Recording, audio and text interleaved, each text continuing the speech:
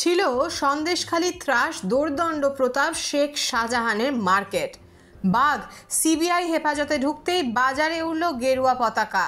শনিবার সকাল থেকে বিজেপির কর্মীরা দলীয় পতাকা লাগাতে শুরু করলেন বাজারের বিভিন্ন জায়গায়। সন্দেশখালী ১ নম্বর ব্লকের সরবেরিয়া বাজারে শেখ শাহজাহানের বিশাল এক মার্কেট রয়েছে। সেই মার্কেটে তৃণমূলের পতাকা খুলে লাগিয়ে দেওয়া হলো বিজেপির পতাকা। লোকসভা ভোটের দিন ঘোষণা আজই, তার আগেই দখল শক্তিশালী করতে কি এই পদক্ষেপ গেরুয়া শিবিরের?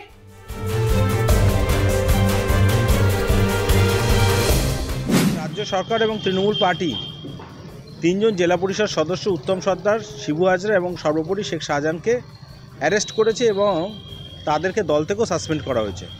সন্দেশখালীতে যেটুকু ভুলভ্রান্তি হয়েছে সেই ভুলভ্রান্তিগুলো থেকে আমরা শিক্ষা নিয়ে আমরা নতুন করে সন্দেশখালীতে শান্তির পক্ষে আমরা একটা বাতাবরণ তৈরি করার চেষ্টা করছিলাম, কিন্তু ইতিমধ্যেই ভারতীয় জনতা পার্টি যে উচ্ছৃঙ্খল নৈরাজ্য করার চেষ্টা করছে, একটা অশান্ত পরিবেশ করার চেষ্টা করছে, সেটা কিন্তু বাংলার মানুষের কাছে আবার নতুন করে প্রমাণিত হয়ে যাচ্ছে। সন্দেশখালীতে কিছু ঘটনা অনভিপ্রেত ঘটেছিল, এটা সত্য, কিন্তু সেই তিল পরিমাণ ঘটনাকে তাল করে দেখানো হয়েছে সেখানকার আমাদের বাংলার কিছু মিডিয়া এবং অবশ্যই বিজেপি এবং সিপিএমের কম্বাইন্ড কনস্পিরেসিতে আবার নতুন করে একটা নৈরাজ্য সৃষ্টি করার চেষ্টা করাচ্ছে, আবার অশান্ত পরিবেশ তৈরি করার চেষ্টা করছে ভারতীয় জনতা পার্টি।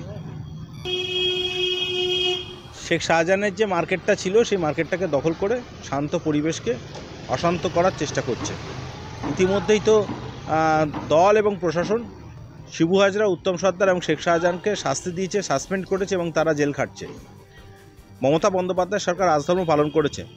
আমরা অস্বীকার করি না, সন্দেশখালীতে কিছু অনভিপ্রেত ঘটনা ঘটেছিল, কিন্তু মিডিয়া এবং সিপিএম এবং বিজেপি এই ঘটনাকে তিল পরিমাণ ঘটনাকে তাল করে দেখিয়ে একটা কম্বাইন্ড কনস্পিরেসি করেছিল। বিগত 10 থেকে 12 বছর, এই 10-12 বছরে সরবেরিয়া বাজারে কোনো দল তাদের পতাকা লাগাতে পারেনি। গতকাল ভারতীয় জনতা পার্টি অর্থাৎ বিজেপিরা এই শেখ শাহজাহান মার্কেট, সরবেরিয়া মার্কেট লাগোয়া সমস্ত জায়গায় পতাকা লাগিয়েছে। কারণ এই শাহজাহানের বিরুদ্ধে নতুন করে বলার কিছু নেই। শেখ শাহজাহান যে দুর্নীতি করেছে, মানুষের জমি কেড়ে নেওয়া, ঘর জ্বালিয়ে দেওয়া, খুন করা, একের পর এক অপরাধ, তারপরও শাসক দল তাকে কোলে করে লালন পালন করেছেন।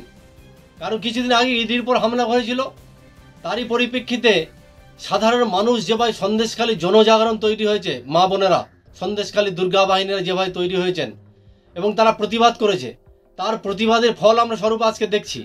এই সময় ডিজিটাল।